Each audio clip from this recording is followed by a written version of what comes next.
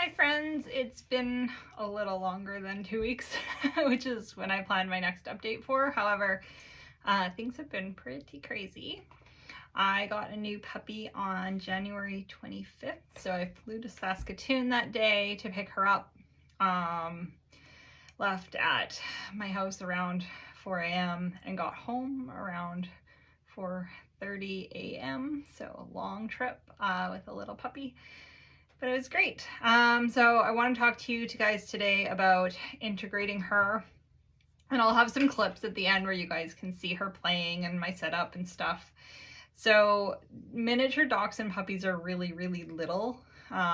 She was about 2 pounds, so really small. And before Frankie Pickles, all of my small dogs have been rescues. So they've come to me as adults. And I mean, Remo wasn't very big. He was about 6 pounds, but still a lot bigger than 2 pounds when you're integrating a dog into a household with 40-pound dogs. So it's a big, big size difference. So the night I came home, I didn't integrate her in with my dogs because my husband was already asleep with all of our other dogs in our room. So I opted to sleep in our spare room with the puppy and was hoping to sleep in, which didn't work because when my dogs woke up in the morning, they knew I was home and they could tell there was a dog in the house. So they sniffed everywhere like crazy, and then I came down with her. Initial greetings with everyone was really good. The Aussies were kind of more neutral to like, I don't want to be around her, but no concerning behavior. And then Frankie Pickles was just really excited, like right off the bat. She was so thrilled. One of the problems I encountered right away, which kind of caught me off guard, I wasn't expecting this, but Frankie Pickles, her playtime with other dogs have been 99% large dogs. I don't even know if she's ever played with a dog that's been smaller than her since I've gotten her, because she is she's pretty tiny even for a dachshund. So she's never had play with a smaller dog. So her play was a little bit too rough at times, which again, I wasn't expecting to have to moderate that at all, but I did. She did a lot of over-the-top tackles and grab and holds, and when she does that on the Aussies, they literally don't notice her. So she's been allowed to do that play behavior. And with a much smaller dog, it was a little bit intimidating for Bonnie Pockets. That's the new puppy. So I had to do some interruption there, which I don't love. I usually, if my dogs are excited to see another dog, I like to just kind of let them both be happy and kind of figure it out. And I do a lot of praise, like, good dogs, you're doing great together. It's so like good.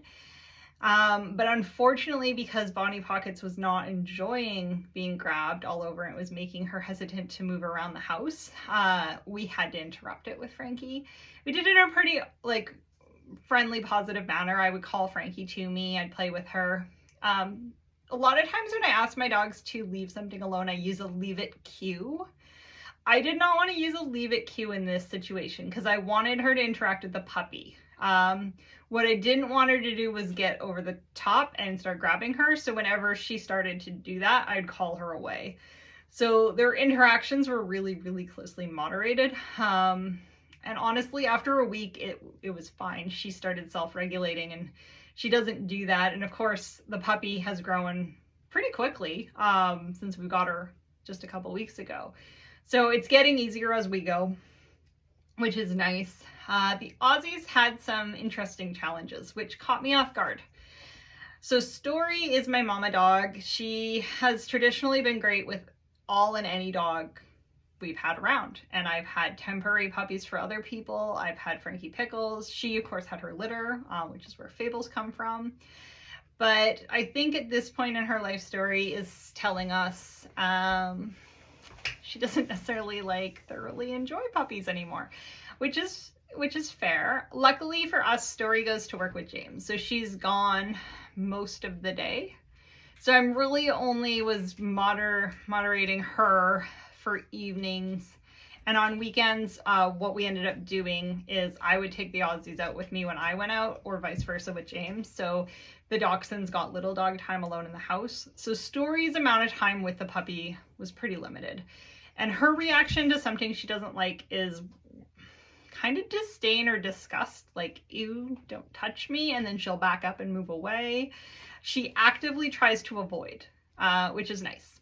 When she couldn't avoid, she would sometimes growl, but she never escalates past that. So it was just an indicator to me or James to remove the puppy from her area and give her some more space.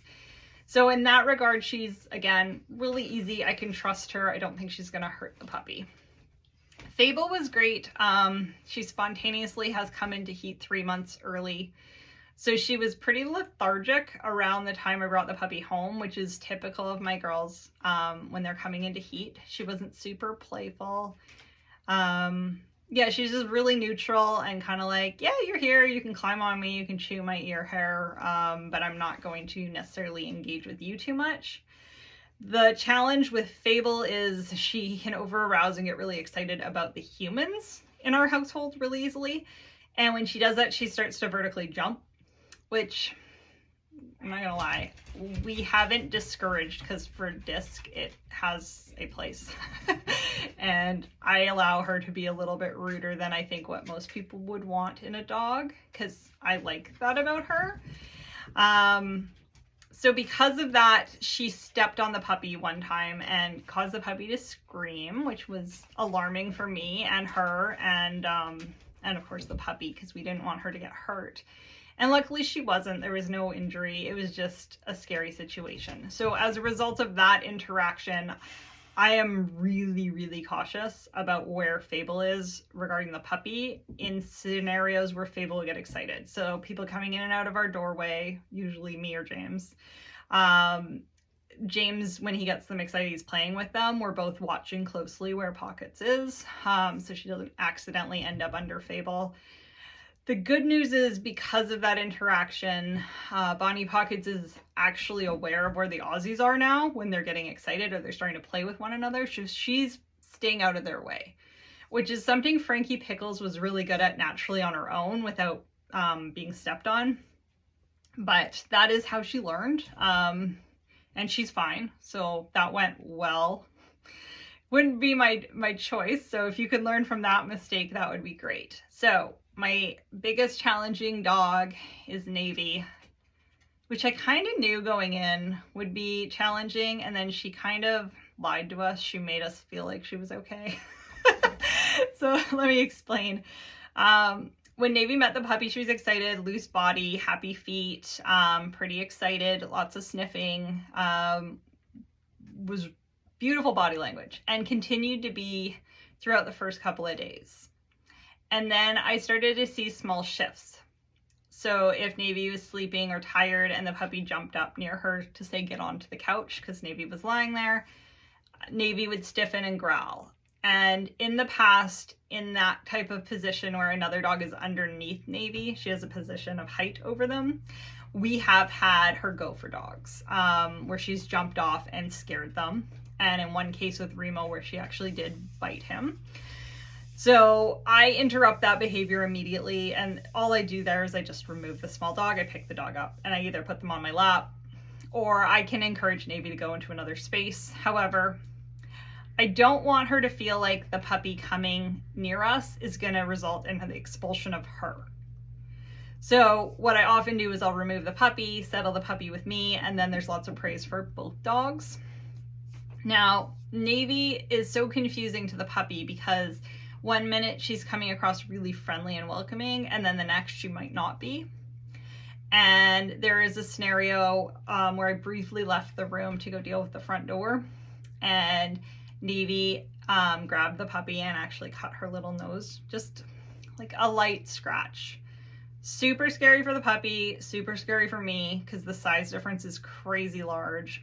Navy's never done that to a puppy before. So again, her tolerance, like stories, probably just going down with age. Told my husband about it so we would have a safety plan.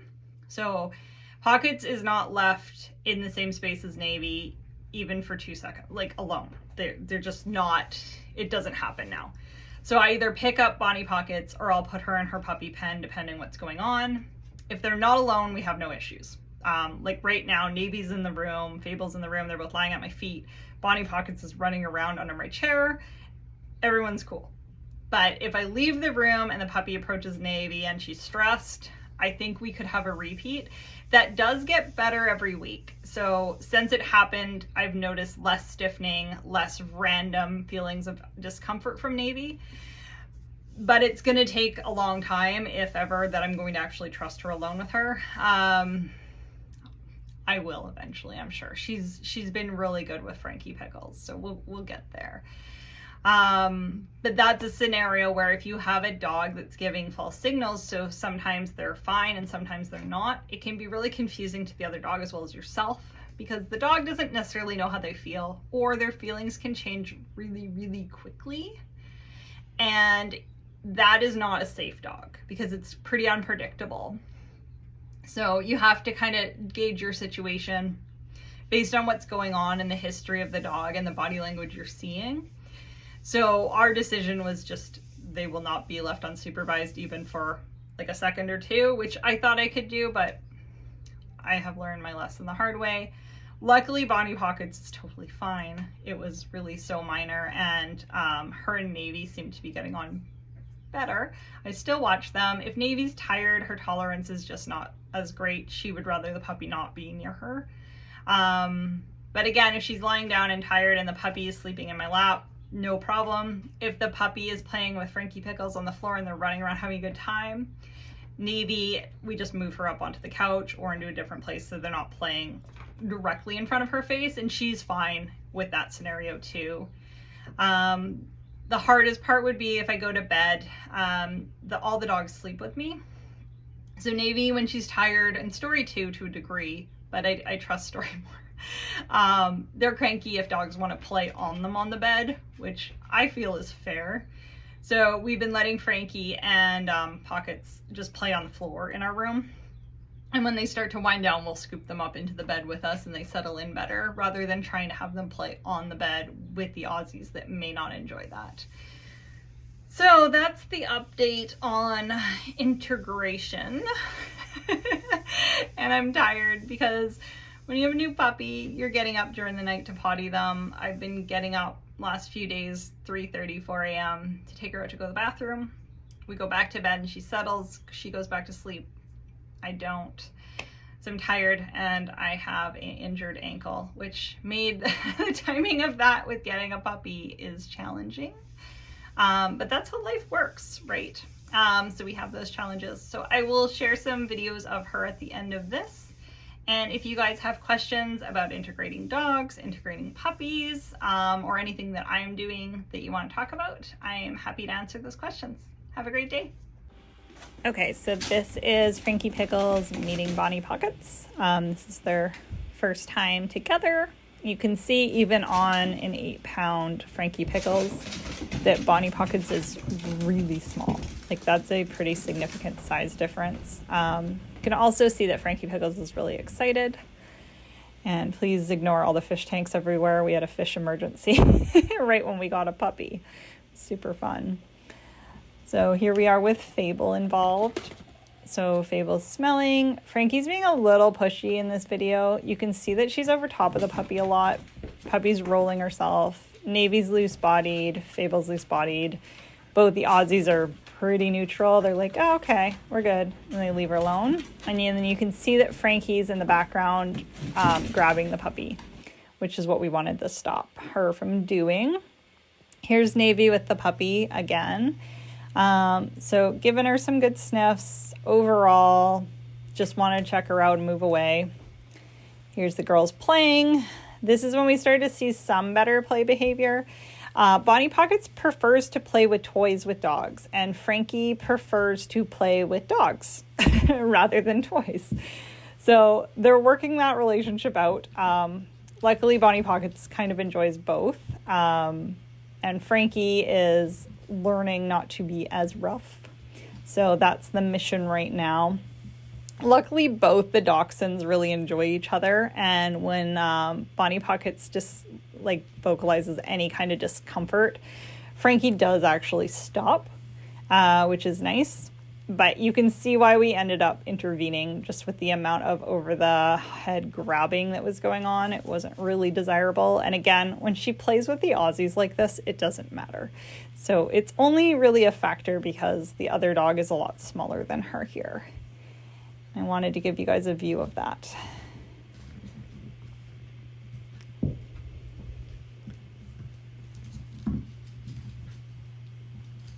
I think I rescued Bonnie Pockets after this video. She came for a cuddle and a chew toy in my lap. And here they are sleeping away. So you can see that everyone can relax together. And I just keep the puppy with me so she doesn't annoy anyone too badly. And they're kind of sorted out so that they're separated by who gets along with who. So this is a video of them eating. So Bonnie Pockets is in her puppy pen. Frankie's in her kennel. All the Aussies are in their kennels. And that just keeps the puppy safe. She can't get at any of the other dogs. They're all fine to eat in their kennels with their door open, but she's not. Here's bone time. So she's got a little tendon in her puppy area, so she can go on the dog bed or her kennel. And then Frankie has one on the couch. Navy's got hers, and Story's in her own little dog bed back there with her bone. Here's Bonnie Pocket's first hike, where she wanted to walk for a few minutes. She didn't walk for most of the walk, but she wanted to get down and run here and there. Frankie was a really good confidence booster for this walk. Frankie is on leash on a long line because she has recently had 2 incidents where she didn't recall, and we briefly lost her, and that was scary. So she's going through some recall training, so she won't be off leash at all. But the puppy can, because she really doesn't go further than you see in this video at all. She sticks right with me and Frankie. The Aussies go a bit further, but they recall, so it's not an issue. So kind of a glimpse into our life and how she's going along so far.